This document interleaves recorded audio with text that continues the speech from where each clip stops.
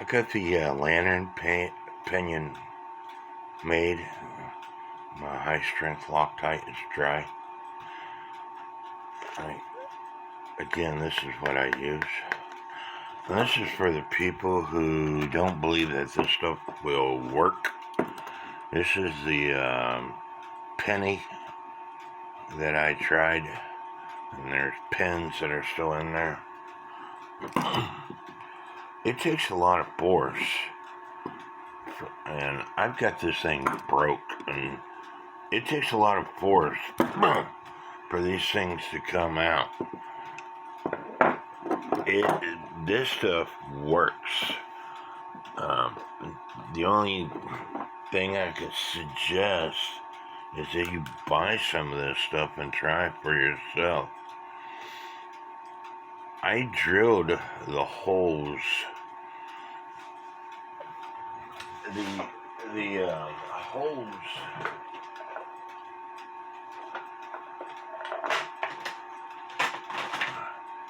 to put in the pieces. I used a drill bit that was this drill bit right here, 0.99 millimeters in diameter, and the wire is only like 0.8 millimeters in diameter. This is the wire I used, 0.88. So the drill bit that I used was 0.1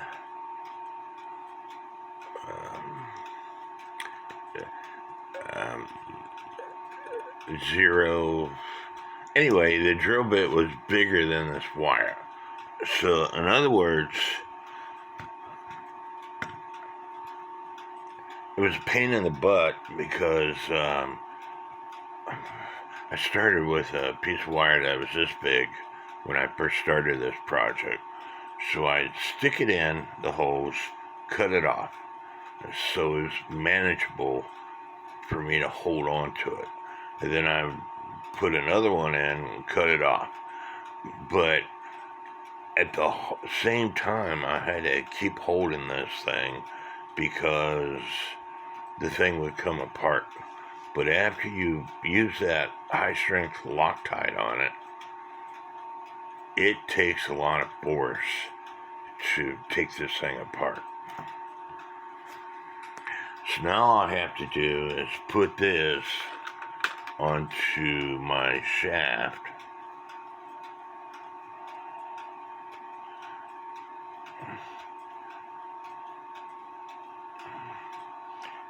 And by the way, it didn't fit that tight before. The reason why it's fitting this tight now is because there's this in the hole. So I still got to push it down some. So anyway, I'm going to push it down some, and I'm going to put some Loctite on it so it doesn't move. I got it where I want it, now letting the Loctite dry.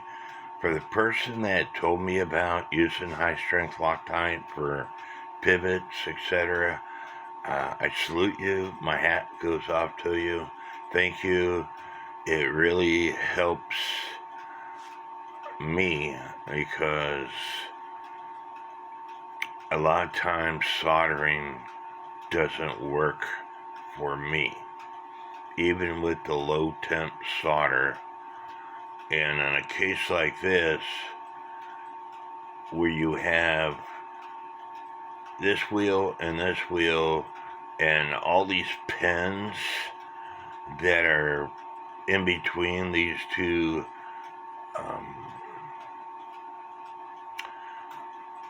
brass parts, if you were to solder,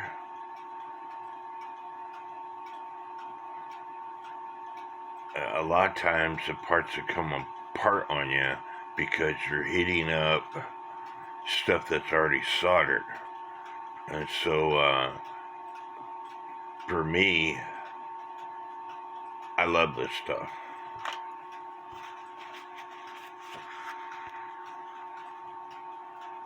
So I had a doctor's appointment today, and it's been sitting here drying for about 12 hours. So now it's time for me to put this thing in the clock to see what happens. So my other half of this lantern pinion broke completely in half.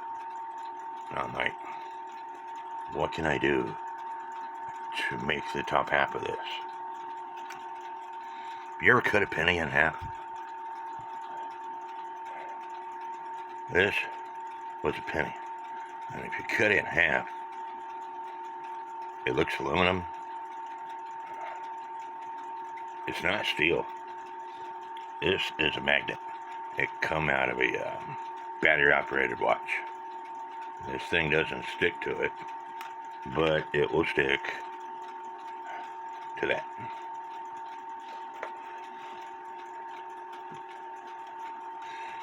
Now I drilled the holes, and then I used my rotary tool. Yeah, it looks like crap right now. I still gotta smooth it out. And I was eyeballing all this stuff.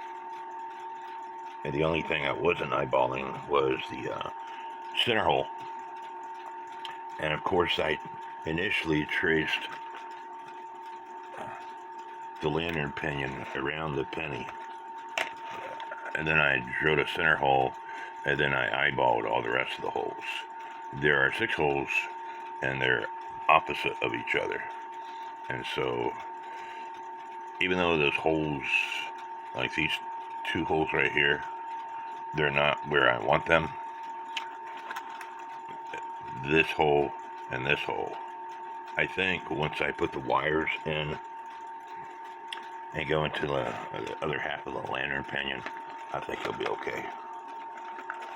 But, I told you from the beginning that this lantern pinion was broken. And it completely broke in half after I started putting the pins in. So,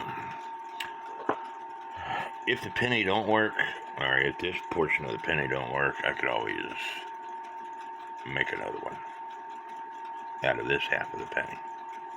But I know they're not completely copper, and some pennies were made of steel, and they're very valuable. I don't know what a penny exactly made out of, but it ain't completely copper, that's for sure. I think it's copper and zinc, or copper and aluminum. I don't know. I'd have to Google it. I guess I'll have to use the other half of that penny after all.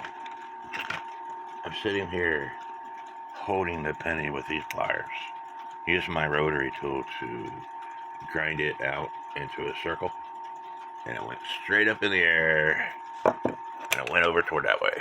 I'm not going to look for it.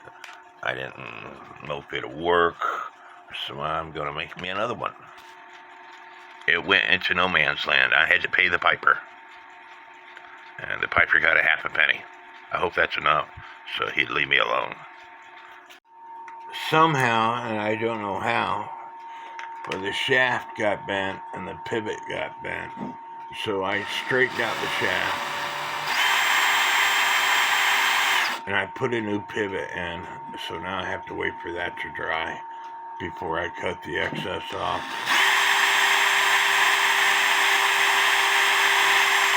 But as you can see, it's straight as an arrow now. Now, when I made this lantern pinion, I went with how big the old wires were. But you see how small that is around this wheel? Now, you look at, let's find a different lantern pinion.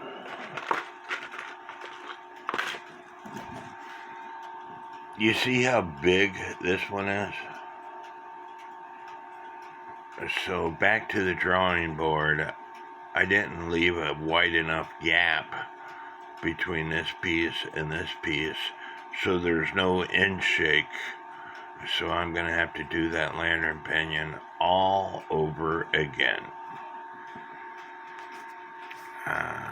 Lesson learned. So this is my original shaft that I put in the clock.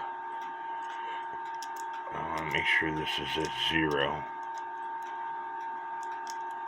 And it is 30.83. This is the escapement wheel, and it is 34.25. So the original shaft got smaller, and so it's that much end shake.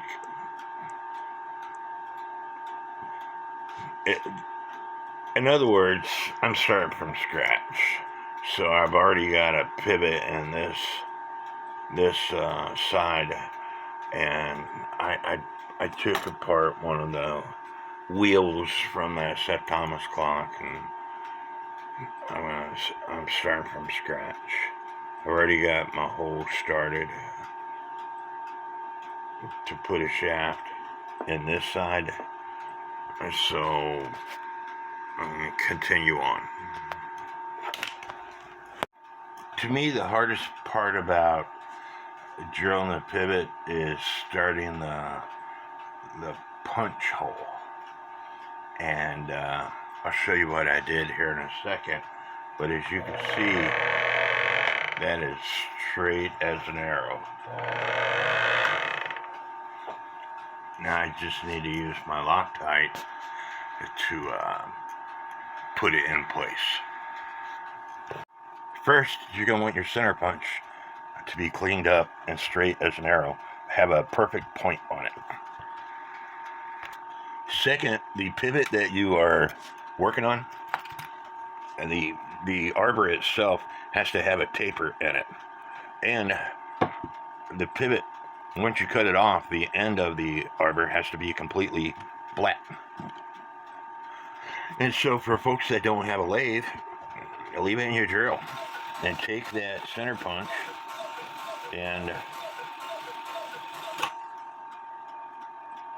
putting it in the center of the piece that you made, leaving it in your drill and center punching it. Now, choosing a proper drill bit and your Jacob's chuck. And what did I do with it? I just have to put it back in my drawer. Oh, here it is. This one's dull, so I have to put a different drill bit in. So stand by. I'm going to show you with this drill bit, but when you put it in the Jacob's chuck, it's wobbly. So I just want you to keep that in mind. You don't want a wobbly drill bit because it's going to make your hole wobbly. But I just want to show you what you can do. So I've got my punch. This is the piece. It's in my drill. Using oil, because oil is your friend. You want to put a couple drops of oil on your drill bit. And doing this on camera when you're blind as a bat.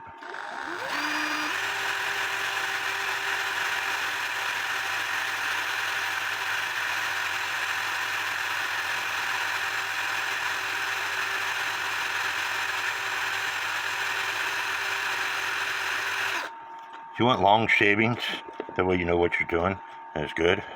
But as you can see, it's drilling a hole. And again, oil is your friend. Use it.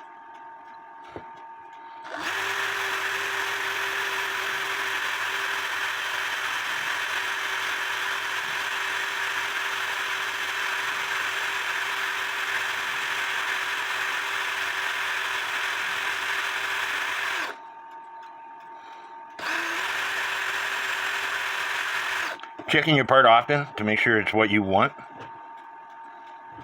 And I'm not going to finish doing this. I just want to show you what you do. And now I'm going to show you this part in a microscope so you can determine for yourself whether it's in the center, whether it'll work for the purpose of what we're doing or not. And the reason why I had to start all over again, I told you that each end has to have a taper on it. If it doesn't, your wheels have to have end shake. That taper allows it to have that end shake. And so when I originally started working on this, the pivot was messed up, and when I ground it off and cut the pivot off, I took too much off, bottom line. So that's the reason why I had to start all over again, because I took too much off. I thought I could fix it by pushing the bushings out, and I could, but I wanted to replace it. Now if I can get this thing to zoom in so you can see this hole. As you can see, it's dead center. And, you know, I've got another video where I say, before you start doing this for real, to practice on wooden dowels. And that's what I did several times, is I practiced on wooden dowels. The wood, because of its design, once you start drilling a hole and you are off-centered, it's going to break on you. And so practice, drilling holes. And the smaller the dowel, the better you will get. Practice finding the center on the dowel and practice drilling holes in the dowel. That way, when it comes to the real thing, you see this is much smaller than this. And as I showed you, I got this hole dead center in this piece. And so my tips is practice on wooden dowels. Make sure your center punch, the point, is extremely pointed. I'm going to show you the center punch.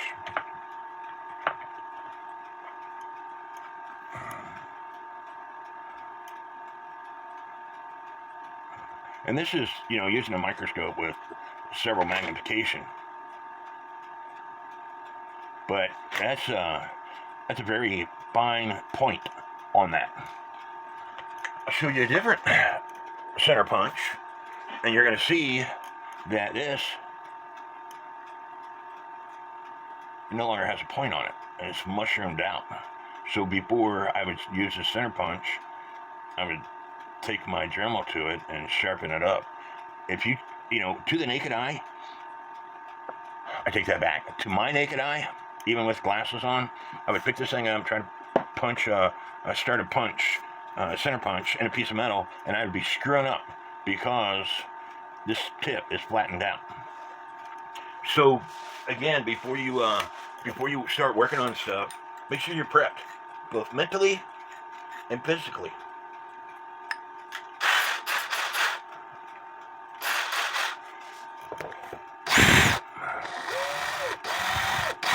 I don't know if I could do this, but I'm going to see if I could do this. Normally I would rotate the thing in my hand, and it's better if you can put it in a drill to rotate it.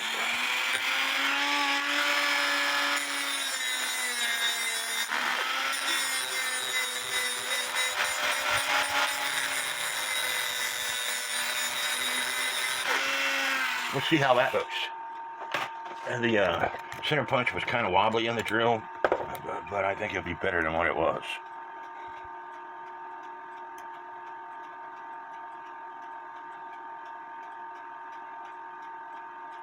You see how it's got a point on it now? It's no longer mushroomed out. And so that's what you want. You want a point on your center punch. So I hope this video helps. Leave me some comments. May God bless each and every one of you. And when you put this thing on here, it slides back and forth quite a bit. So it has lots of end shake.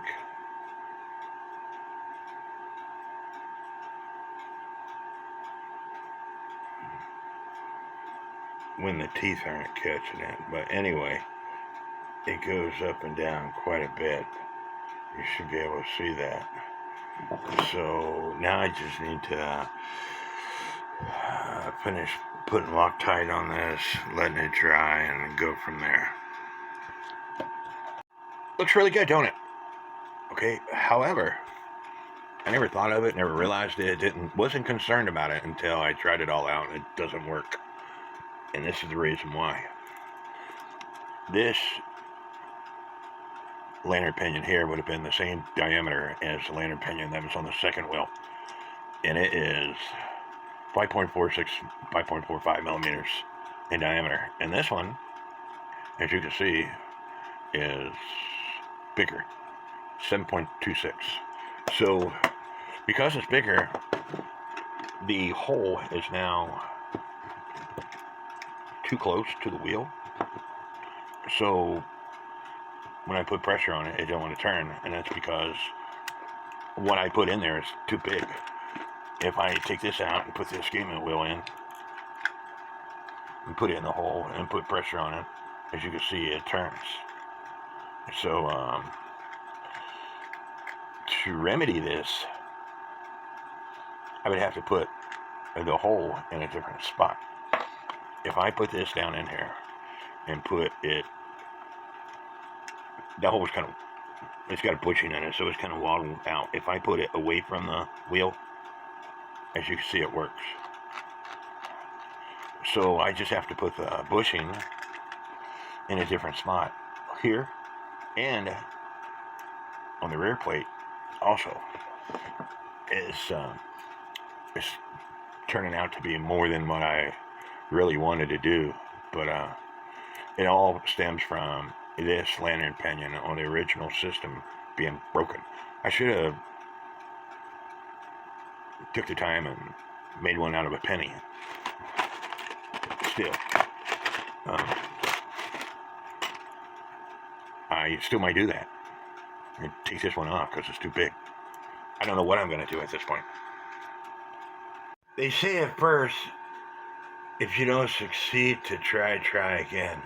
So here I'm trying again with my original idea, which was the penny. The original idea, at first, I eyeballed drilling the holes. So this time, I've got the bottom collar on top. I drilled a center hole in my penny.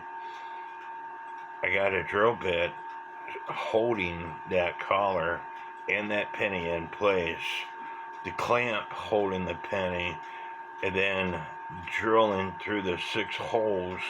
And as I drill, I'm putting a pin through the collar and the penny, and then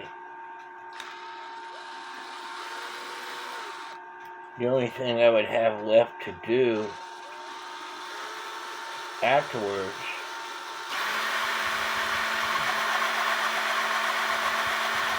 is trace the circle and cut the penny out. So I'm going to continue doing that. I could take this bracket away and my penny stays still because I've already drilled 2 holes, put the pins through the bottom collar and the penny, and so I can continue drilling the rest of my holes. I've always had a lot of respect for the clock folks that made clocks with primitive tools, but working on this clock, I have even more respect for them. I finally got it to where it works. As you can see, the wheel is turning. I still got to put the main wheel on. I used the penny, and no, I didn't make it perfectly round. I'm not worried about it. As long as it works, that's the only thing I care about. And it does work. So now I got to put the wheel on and secure that in place. And so I'm getting there. But the people that use primitive tools that, I'm using cordless drills, a lathe, etc. Modern day tools, even though I don't have the tools that make wheels and stuff. The folks back then did a lot of the stuff by hand, or they finally came up with tools where they cut the wheels, but it was still primitive tools compared to today's clock um, building. And so like I said, I always had a lot of respect for them, but to make these stupid lantern pinions, that was rough. I started with a piece of wire that was this long, probably longer, this long. I got this much left. There's a bunch of wire in here, but I just kept doing it over and over and over again until I got to where I was happy. And yes, this top piece is a penny, and so it works. Now with all the parts back together, time to do a test run. And as you can see, it's all working just fine.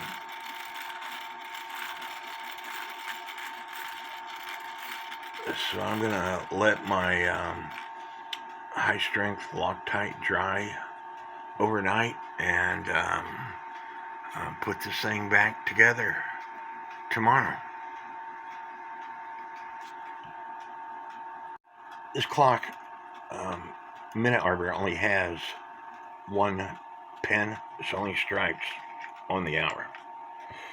And when it strikes, typically on a cuckoo clock, the count wheel goes counterclockwise. On this clock, the count wheel goes clockwise. And like I said, the hammer strikes up. The gong will be up here. Let me show that to you again. As you can see, you have to pull the ratcheting system goes clockwise. So the great wheel turns counterclockwise. And again, it only strikes on the hour. This spring right here is to get the hammer to work. If that spring was on the other side, the hammer wouldn't work.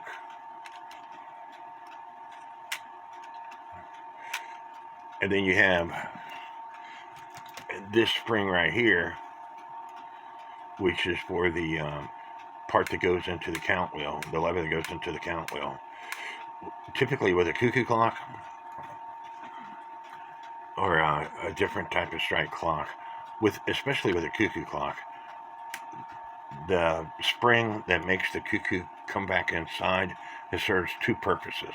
It makes the cuckoo bird come inside, and it also is what makes this lever go into the count wheel. A lot of times, this lever will have another spring on it. On Herbert Hur, they're from front plate to rear plate, but with this clock, like I said, this spring right here is what makes it go into the count wheel. It's attached right here. And as you can see, it's ticking away. Again, I need to allow this thread locker to dry overnight before I go much further.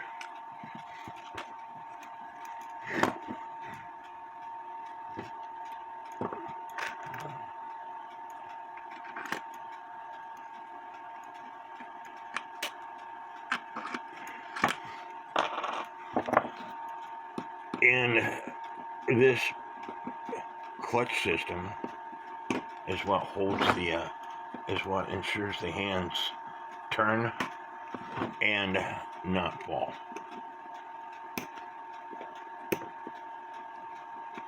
This washer is what keeps this hour pipe on, and I took it off, but there's the spring or the clutch system.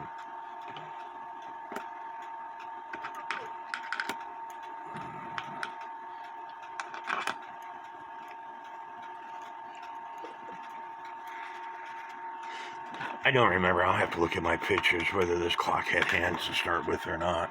But I just want to see if the hands are going to move. And so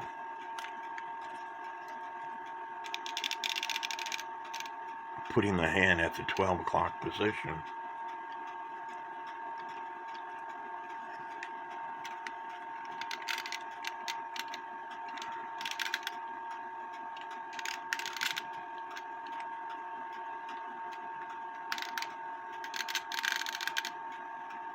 As you can see, the hand is moving. I just don't have the crutch assembly adjusted properly.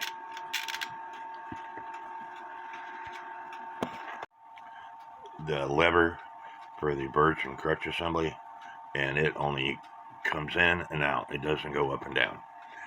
And the escapement wheel is skipping, and that's because this has been, I guess, modified, I guess is a good word to call it, because you can move the verge and crutch assembly up and down. And so somebody added this nut for a washer for this oversized screw. And so I just need to find the right spot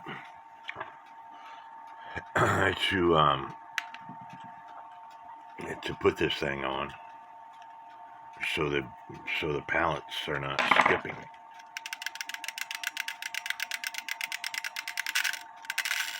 You see that they're skipping there, and that's because this is getting raised up in the air.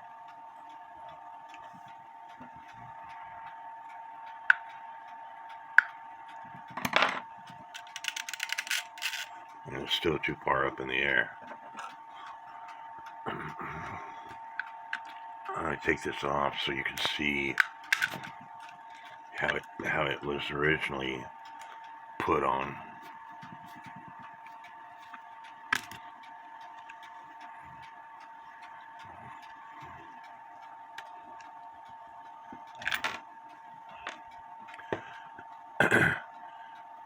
There's a hole here and a hole here. The holes are for pins. Again, I don't think this screw here is original, but when this thing is put on correctly, you would take little nails, and where you find the spot that you want it, you take little nails and you put one in that hole.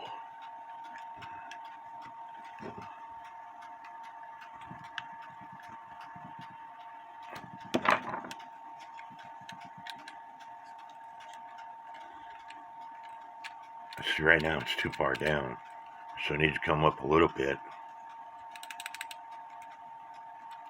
And as I put pressure on the wheel, it drops.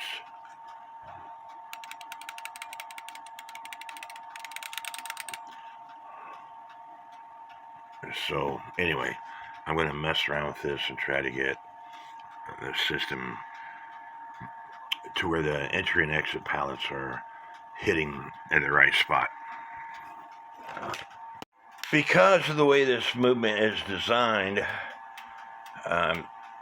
you have to find a good place to mount the movement so you can adjust the verge and crutch assembly. So here you can see I've got a screw here and a screw on the other side, then wire that's going through the staple for the door. And same way with the other side. And clock has been ticking for an hour or so now, so I'm happy with it. So it's time to put the base on and hang this thing on the wall. I hate when I think I hit the record button on my camera and I didn't. I was telling you that these boards are glued to the shield, and then these little hooks that are on the movement go into holes that are on these boards. Well, I don't like that idea, because when you grab a hold of a clock, or at least when I grab a hold of a clock, I'm not grabbing a hold of it by the movement. I'm grabbing a hold of it by the face to, after I take the weight and the pendulum off, of course, to move a clock. And typically these boards are cracked or broken, just like this board. So, and I don't like the hook idea. They go into holes, and that you have to force them into that hole, and I don't want to break these shields. So what I did, this is a pretty thick board, by the way. They're typically thinner. It's still glued to the shield. So what I did was took some eyelets, pre-drilled a hole, and then screwed some eyelets, and afterwards I'm going to put this down onto the case, the movement, and then use screws to secure this thing to the movement.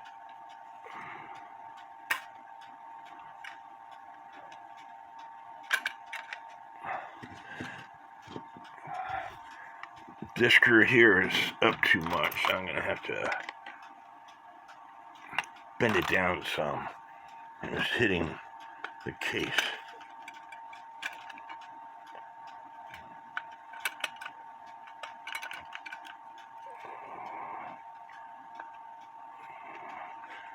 So, like I said, in this particular clock, there's a nail here and a nail here, and I got to hit the right hole. So I'm going to do this off camera so I don't break something. Now, I can pick this thing up by the face, and I'm not afraid that the movement is going to fall. Like I said, this nail, this bent nail going into that hole, was the original system. But now I got those eyelets on, this thing is not going anywhere. I'm happy with that.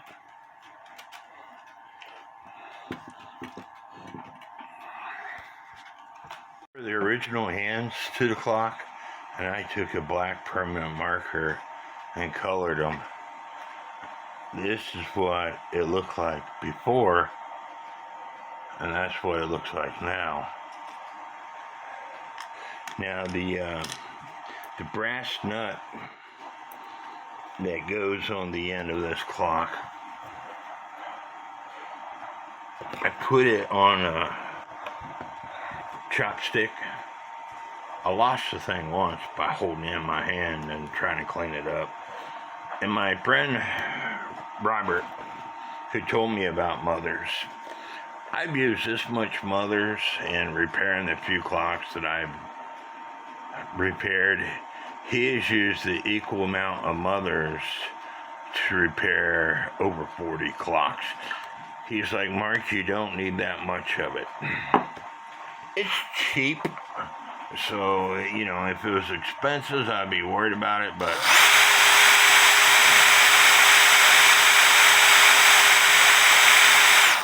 I don't like doing things by hand when I have tools and equipment that help me do these things. And when the cotton swab starts getting black, that's a good thing.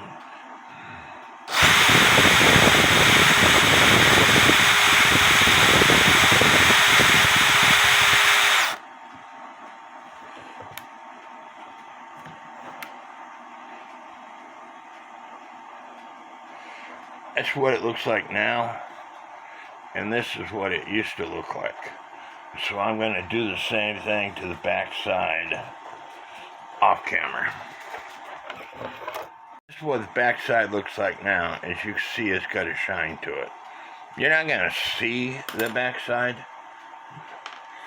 I'm going to try to do the same thing to the decorative nut. I just got to put it on a stick that will fit and shine it up. Here's my makeshift test stand again to see the strike.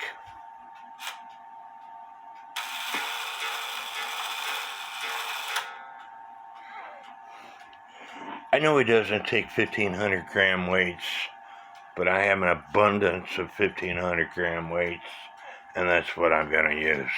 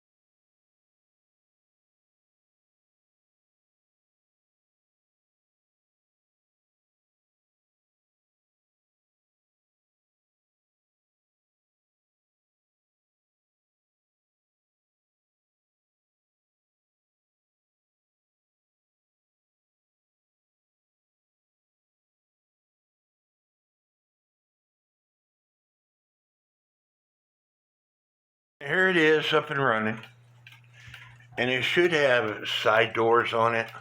There's hinges and there's a latch for the side doors, but I don't have the doors for this clock.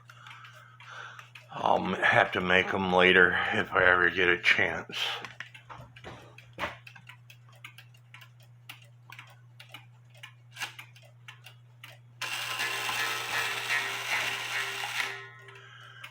Again, the weights are too heavy. I have an abundance of the 8-day weights, so that's what I'm going to use. I hope y'all like this video. Please leave me comments. Sorry it took so long. I had issues. It seems like every clock I touch has issues.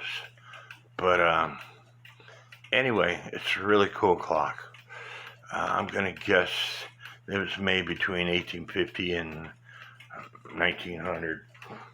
My group expert, Valentin Weber, he's got a book that will tell me who made this shield. So I'll have to ask him.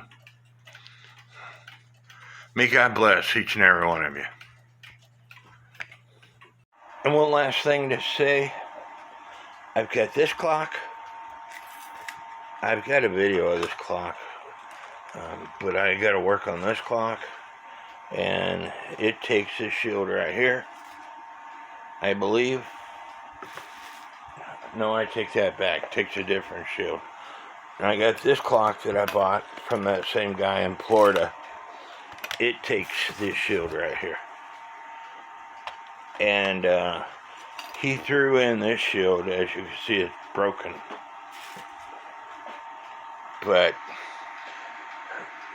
And I'm still working on my 1830-ish Sarawak noisemaker clock. I'll get back to it. Please leave me some comments. May God bless each and every one of you. Now here's what the pendulum looks like on one of these shield clocks.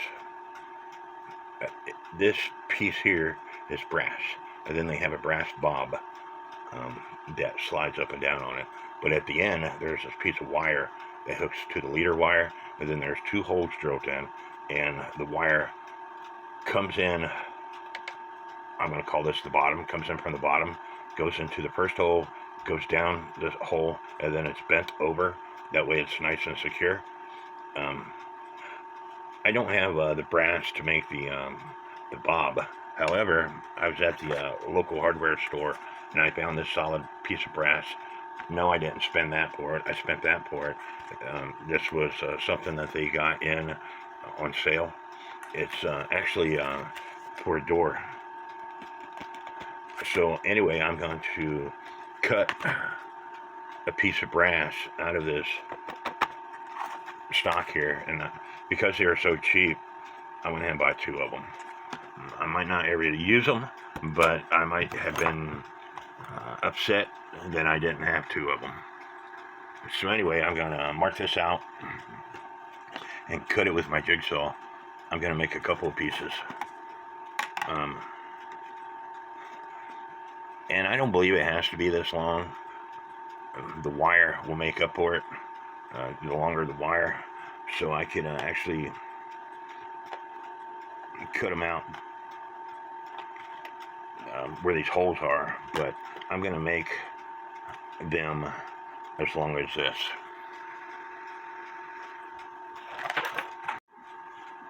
Now I've already made this one. I don't have a bob on it, but I got the holes drilled, the wire bent, and I'm going to show you how I make one.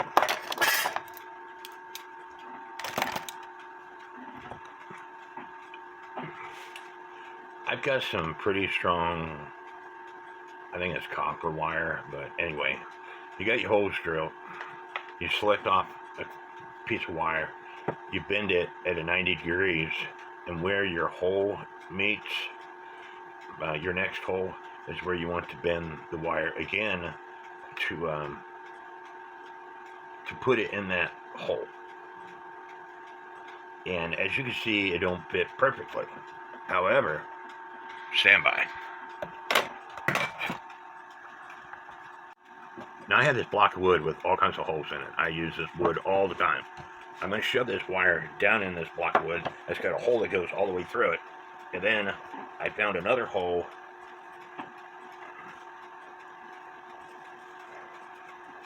except the hole's not deep enough, so I'm going to make it deep enough so the extra piece of wire goes through.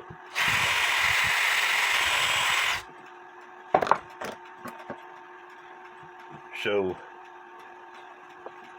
I want this little short piece of wire to go through that hole that I just drilled.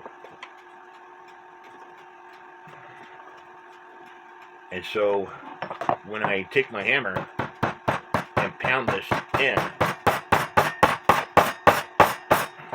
it straightens out what used to be a bow. So now we have this right here. This part, which is the main leader wire, it's bent down toward that way. And then this piece of wire is bent the same way. And so you just start bending it. And so that's what I have now. But now I'm going to get out my metal block and I'm going to straighten it all out.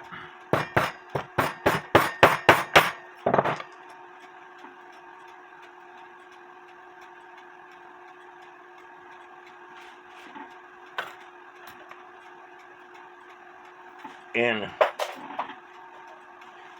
if it's loose, like this is loose, and then you just readjust the wire and hammer it down some more. Every once in a while you might have to solder one.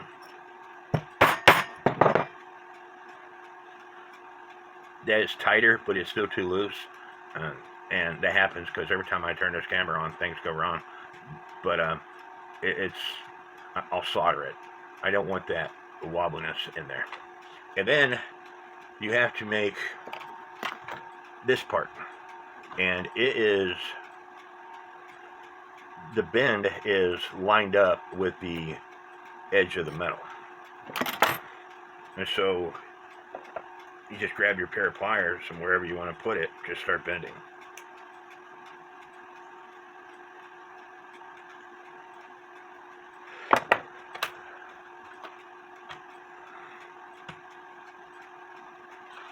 And you know, when you cut this stuff out, the way I did, it curls up on you. So you gotta sit here and straighten it all out.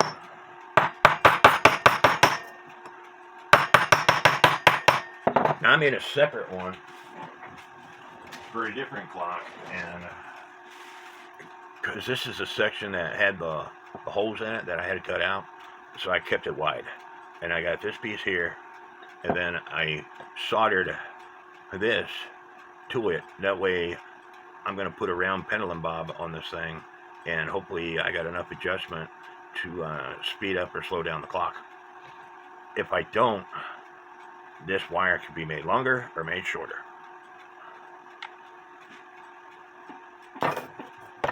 But anyway, sometimes you have to think outside the box. I don't think you could find this pendulum anymore. So make it for yourself. And if you're happy with what product came out, if it works, then don't worry about what people think. You know, you will find a critic in everything that you do. You're going to have somebody who's been doing this a lot longer than you, who's got more professional tools than you, who went to clock school, who had a mentor that taught them their 30, 40 years experience. And so not everybody has that privilege of learning off of somebody else, and that's why I do these videos. I'm not giving you hands-on experience. You're watching a video.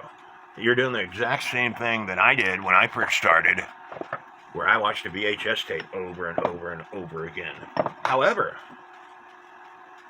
I couldn't ask the person that made that VHS tape questions. And so I had to learn on my own for the most part. The technology is so much nicer now. Some people say that the technology is sinful. Well, it can be. You can find stuff on the computer, you know, that maybe you shouldn't be watching. I'm a single adult. Maybe I shouldn't be. Anyway, technology is out there for you to learn from, and that's what I like about technology. You know, I didn't have Facebook and YouTube back when I was learning to repair clocks. Facebook was only developed about 18 years ago. I started repairing clocks about 25 years ago, 26 years ago. And my son will be 25 in July. Sorry, my son turned 25 in July, and I started collecting clocks about that time frame, a little bit before that time frame. And so we didn't have the technology back then, and so the technology is a great thing. So again, it's your clock. You do what you want with it. So for the pendulum bob, I took my hole saw for cutting out holes for doors and stuff, and I cut this. I cut a few. I thought I'd try my luck at carving, but before you can carve, you got to be able to draw, and I suck at drawing. It's supposed to be a leaf, so got a different side to try it again. So I bought this set of carving knives probably a year ago at Hobby Lobby, and I just been too busy to use them. So it's not perfect, but there's a leaf, and believe it or not, that's my signature on the back. I carved into it. And hopefully the pendulum bob is not too thick to where it hits the wall. Something I should have checked. Now, how do you put a square or a rectangular item into a bob like this without the proper tools? Well, I drilled a hole and then turned the drill back and forth to make it wide enough so it fits in there, but the bob will drop. No big deal, because all you have to do is put a wedge where you want it to be.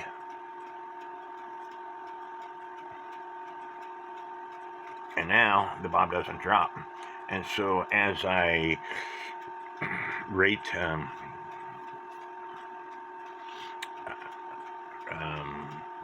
don't know what the word is, but as I get the clock to where it's keeping perfect time, to where I raise the bob to speed it up or slow it down by lowering it, I put this wedge where it needs to be. So now it's time to test this baby out. Now this is the pivot shaft that came off that clock. If you look, if I can get it, the hole is almost dead center. And the reason why it's not quite dead center, well, actually it is. What you see, the extra stuff, is solder from them putting the lantern pinion on. And Mark, you really need to get your stuff together. You've seen me use these in other videos where I put this over the shaft, except for this is too big. And one would imagine that I could have done the same thing with wooden dowels versus the aluminum rods. This wooden dowel would have been perfect for me to cut a hole and slip over. You're gonna have to make the pivot hole first.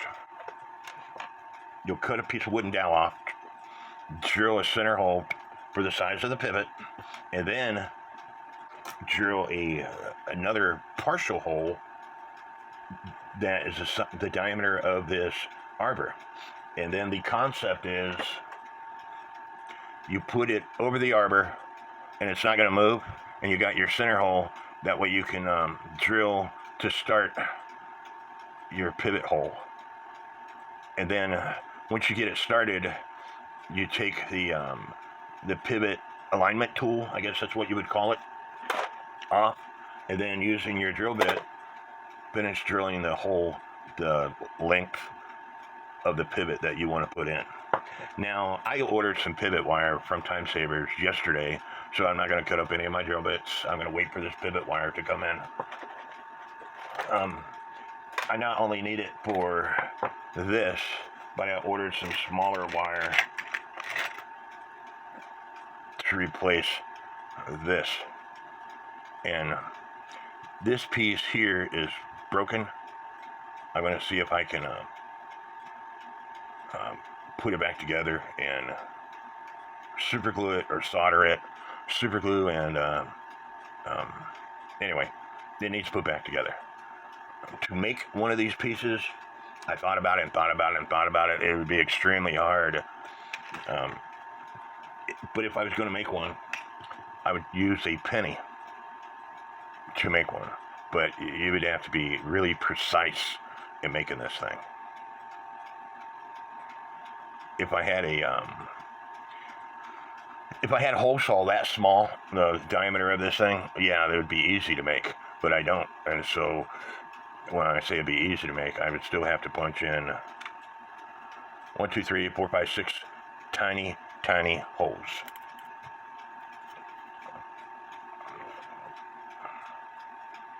Put it in the microscope so you can see it better.